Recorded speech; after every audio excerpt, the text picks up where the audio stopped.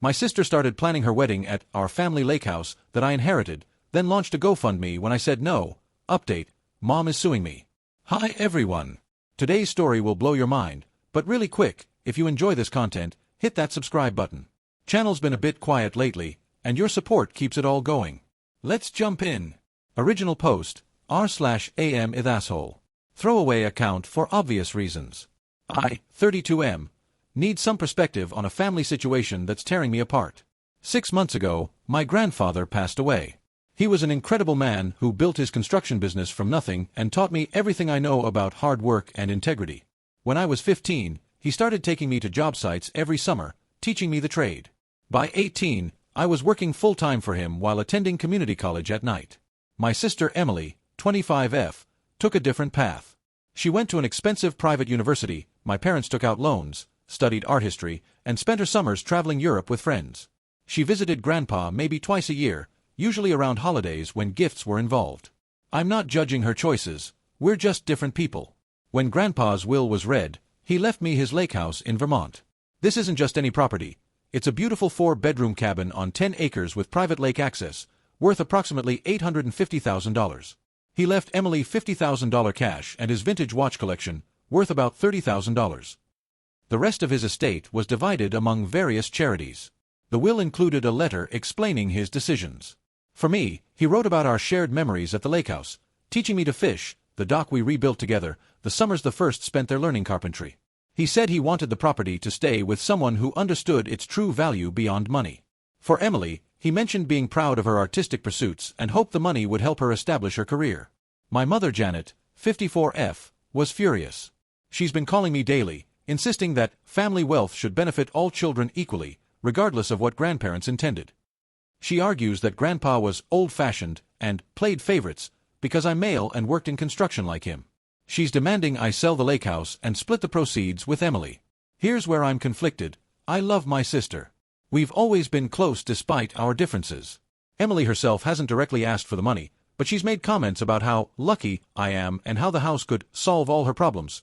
She has about $80,000 in student loans and credit card debt. My mother has now involved extended family. Her sister, my aunt, called me selfish at Sunday dinner. My mom's brother said I'm disrespecting family values. They're all saying that Grandpa would have wanted us to take care of each other, and that I'm being greedy by keeping the entire property. The thing is, I don't want to sell. Beyond the sentimental value, my wife Sarah and I have been planning to start a family, and we dream of our kids spending summers there like I did. We currently live in a small apartment in Boston, and this house represents a future we couldn't otherwise afford. My mother's latest argument is that I already have a stable career, I run my own construction company now. While Emily is struggling to find her path, she works part-time at a gallery and does freelance writing. She says it's my duty as the older brother to even things out. I've offered compromises. Emily can use the house whenever she wants. I'll pay for her flights to visit, as she can have her wedding there someday. I'll help her with her loans from my own savings. But my mother says this isn't enough.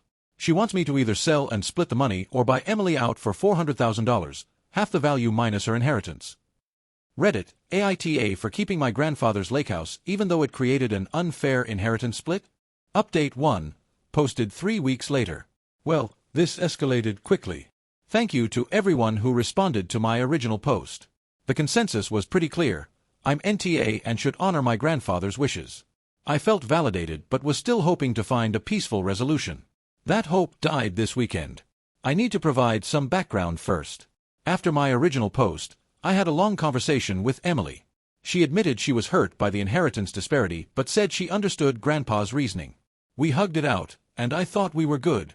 I reiterated all my previous offers and even added that I'd help her with a down payment on a condo when she's ready. She seemed genuinely grateful. My mother, however, doubled down.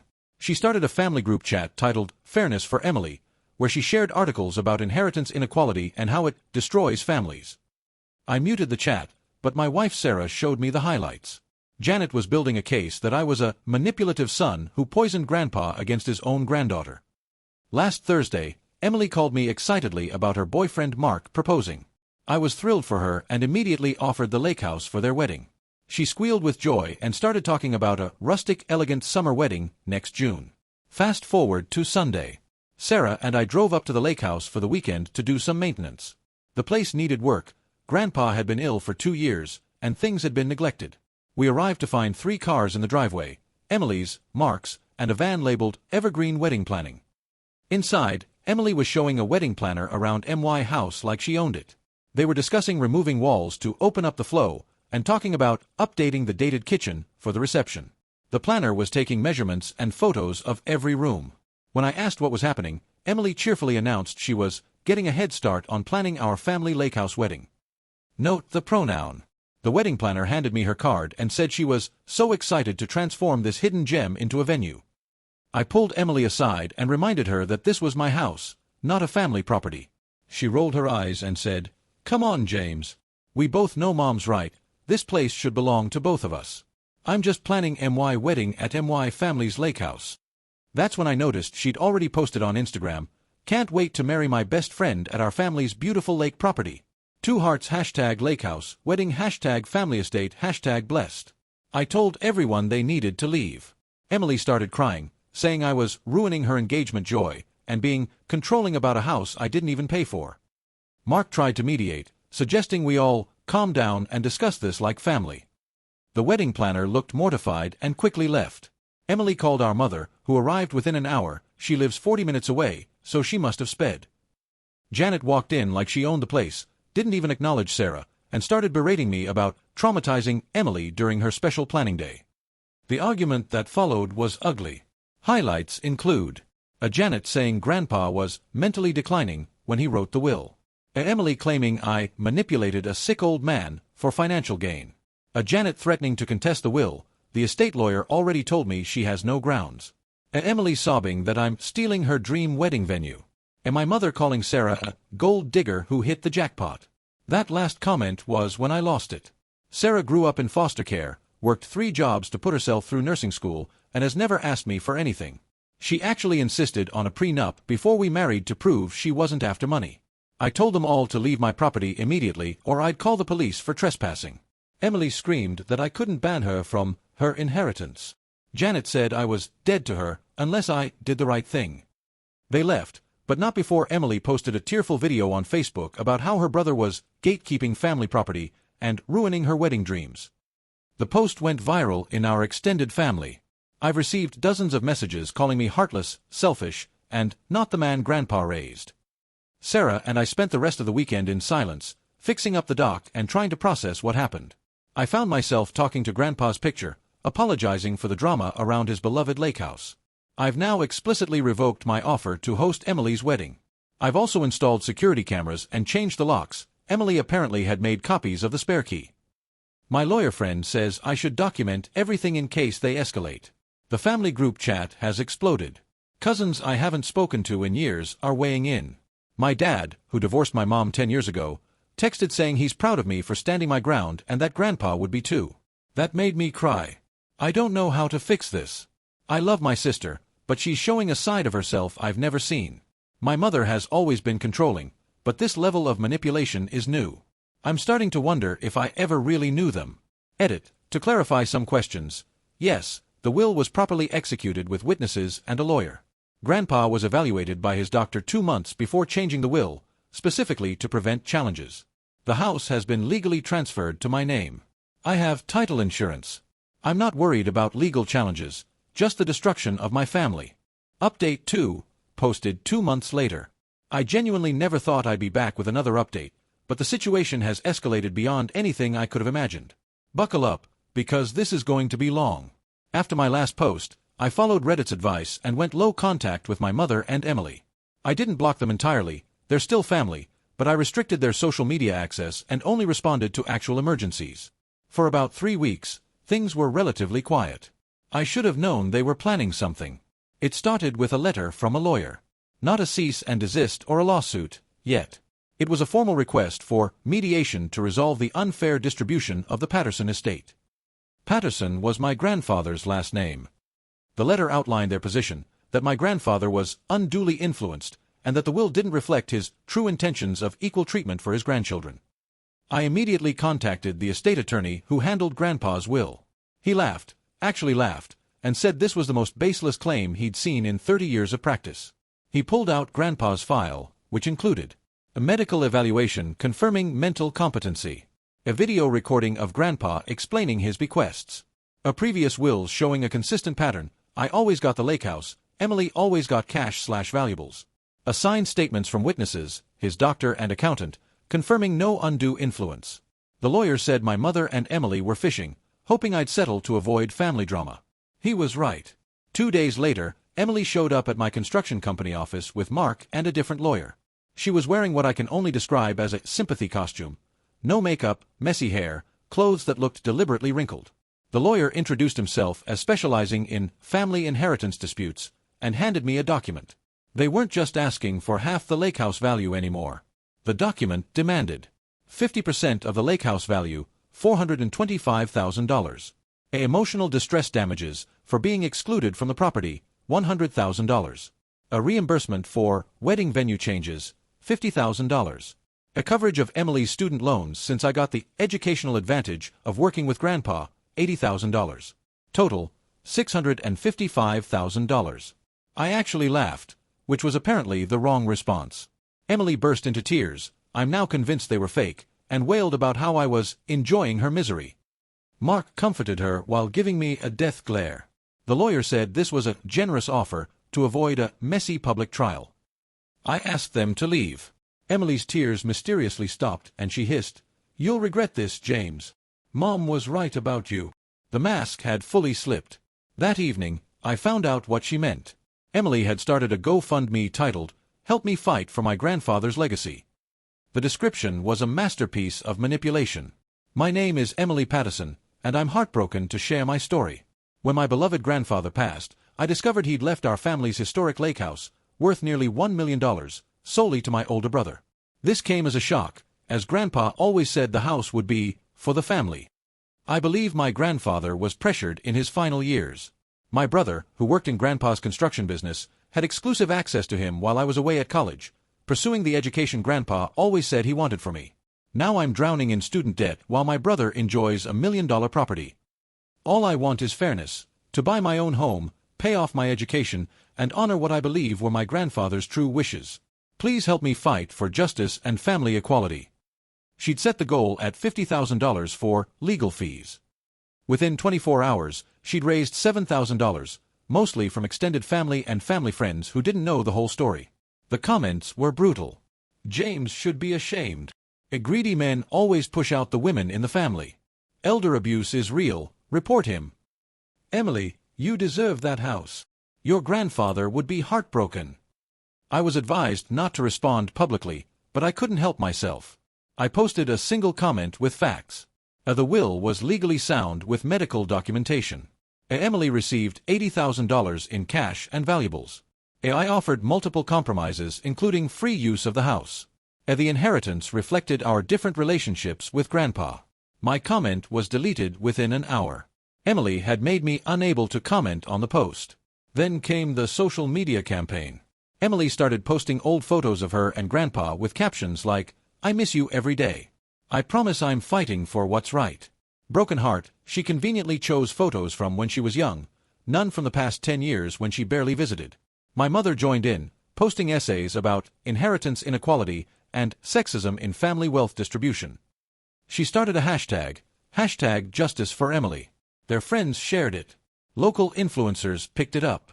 A regional news blog ran a story, "Local woman fights for fair inheritance after grandfather leaves everything to brother." The reporter had only interviewed Emily and my mother. When I reached out to give my side, I was told they were focusing on the human interest angle of women's inheritance rights. They didn't mention that Emily had inherited significant money, just that her brother got the family estate. The pressure mounted. I received daily calls from family members saying, "Just give her something to make this stop." Messages from high school friends asking how I could do this to Emily. 1-star reviews on my company's Google page calling me a thief and elder abuser. A petition at my church to encourage James to do the right thing. Sarah was harassed at her hospital.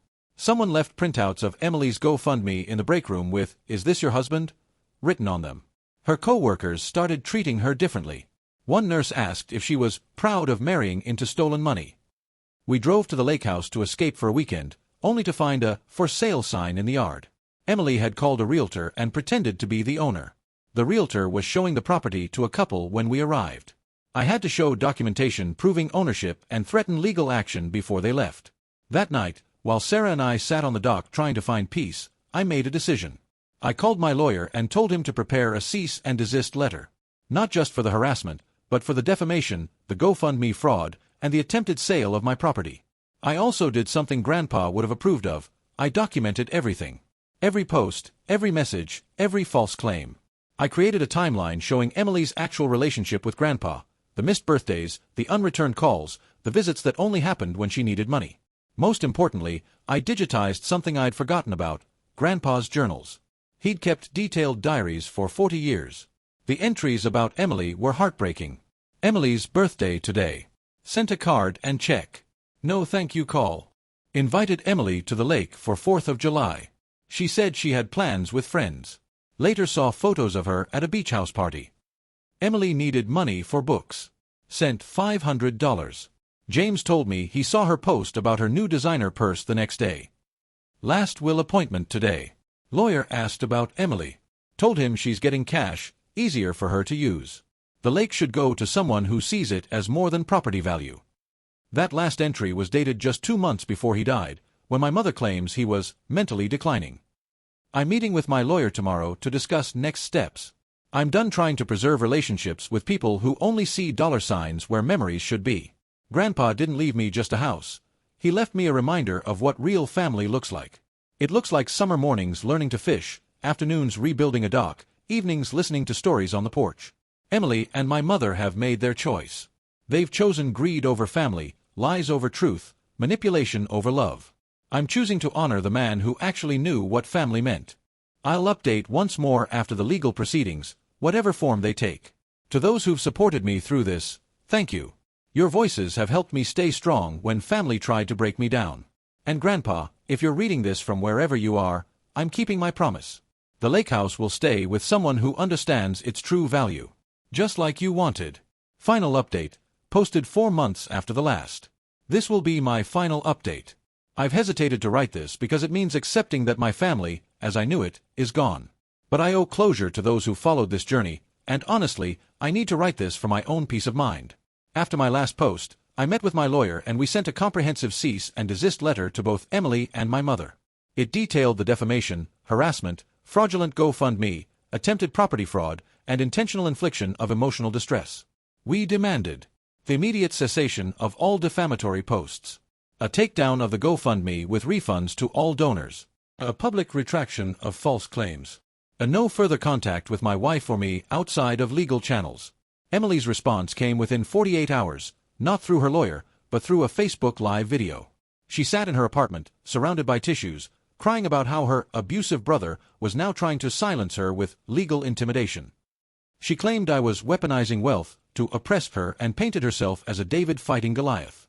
The video went viral in our community. Hashtag Justice for Emily became hashtag Stand with Emily. Local news picked it up. The narrative was compelling. Wealthy contractor uses lawyers to silence struggling artist sister fighting for her inheritance. The truth didn't matter anymore. The story did. What Emily didn't realize was that going public meant everything became fair game. My lawyer had warned them that continued defamation would result in us releasing evidence. They called our bluff. We didn't bluff. We created a simple website, The Truth About the Patterson Estate. On it, we posted the full will with Grandpa's letter explaining his decisions, the medical competency evaluation, the video of Grandpa explaining his bequests, excerpts from his journals showing the relationship patterns, a documentation of what Emily actually inherited, $80,000 value, screenshots of Emily's social media from the past 5 years, showing her lavish lifestyle while claiming poverty, a proof that her student loans were actually 40% credit card debt from shopping, and the offers I'd made that she rejected. The most damning evidence was a series of texts between Emily and her friend that we legally obtained during discovery. Emily had written, "Once I get James to crack, I'm buying a condo in Back Bay. Mom says if we keep the pressure up, he'll pay us off to make it go away. And the GoFundMe is genius. Even if we don't win legally, I'll have enough for a down payment." These idiots actually believe I was close with Grandpa. The backlash was swift. The GoFundMe was investigated and shut down. Emily had to refund over $15,000 in donations. Several family members who donated called me apologizing, saying they'd been blinded by her tears. But my mother doubled down. She filed an actual lawsuit contesting the will. Her grounds? Undue influence and lack of testamentary capacity. She hired an expensive lawyer, convinced she could win. The trial was last month. It lasted 3 days. My mother's lawyer painted me as a calculating manipulator who'd isolated a dying old man. They brought in a psychologist who'd never met Grandpa to testify about theoretical cognitive decline. They presented Emily as a loving granddaughter denied her birthright. Our defense was simple: facts. Grandpa's doctor testified about his mental sharpness. His accountant explained how Grandpa had discussed the will rationally. We played the video where Grandpa, clear-eyed and articulate, explained, "I'm leaving the Lakehouse to James because he understands what I built there. It's not about the money, it's about the memories, the traditions, the values. Emily's a lovely girl, but she sees things differently. The cash will serve her better. I hope she uses it wisely." The judge's ruling was swift and harsh. Not only did he uphold the will, but he also ordered my mother and Emily to pay my legal fees for bringing a frivolous lawsuit intended to harass. He called their actions a cynical attempt to override the clear wishes of the deceased. The aftermath was brutal. My mother sent me one final email: "You may have won legally, but you've lost your family. I hope that house was worth your sister and mother. Don't contact us again." Emily posted a final Instagram story: "Sometimes you learn who people really are when money's involved. Moving on and healing from toxic family." Sparkles. The irony wasn't lost on me. But here's where the story takes an unexpected turn. About 2 weeks after the trial, I received a call from Mark, Emily's fiancé. He asked to meet privately. Over coffee, he told me he'd ended their engagement. "I couldn't marry someone who could lie so easily," he said. "When she cried in your office that day, she'd practiced in the mirror that morning. The whole thing was planned. I thought I knew her, but the person I saw during this, that wasn't the woman I proposed to." He also revealed that Emily had already spent her entire inheritance. The $50,000 cash, gone in 6 months on a luxury car lease, designer clothes, and a trip to Bali where she did a healing retreat that cost $15,000. The watches, sold immediately for less than half their value because she didn't bother getting them properly appraised. "She kept saying once she got your Lakehouse money, we could have the perfect life," Mark said. "But I realized there would always be another thing she deserved, another person who owed her something." Last week, I received a letter forwarded from Emily's last known address. It was from a debt collection agency. She'd listed me as a reference on a loan application, claiming I was her business partner. The debt collector wanted to know about our joint business ventures. I had my lawyer respond with a cease and desist. Through mutual friends, I've learned Emily is living with our mother after being evicted from her apartment. She's telling people she's writing a book about inheritance trauma. She started a new GoFundMe for her art therapy practice. She has no certification. She's engaged again to someone she met 2 months ago who understands her struggle. My mother has told the extended family that I'm dead to her. She's created an elaborate narrative where I'm a monster who stole from his sister. Some believe her. Many don't. I've stopped caring. Sarah and I spent last weekend at the Lakehouse. We've finished all the repairs. The dock is rebuilt. The kitchen is updated, properly, not the way Emily's wedding planner envisioned. We found out we're expecting our first child, a boy. We're planning to name him Thomas, after Grandpa. As I sat on the dock, watching the sunset, I thought about what this whole experience has taught me. 1. People will show you who they are when money's involved. Emily and my mother revealed themselves completely. The inheritance didn't change them, it exposed them. 2. Family isn't about blood. My real family is Sarah, our coming son, my dad who supported me, and the memory of a grandfather who knew me better than I knew myself. 3. Honor the wishes of those who've passed. Grandpa knew exactly what he was doing. He saw what I was too blind to see for years. 4. Document everything. The journals, the video, the medical records. They saved me from a false narrative that almost became truth. 5. Sometimes losing family is actually gaining freedom. I mourn the family I thought I had, not the one I actually had. To those facing similar situations, stand your ground. Honor the deceased's wishes.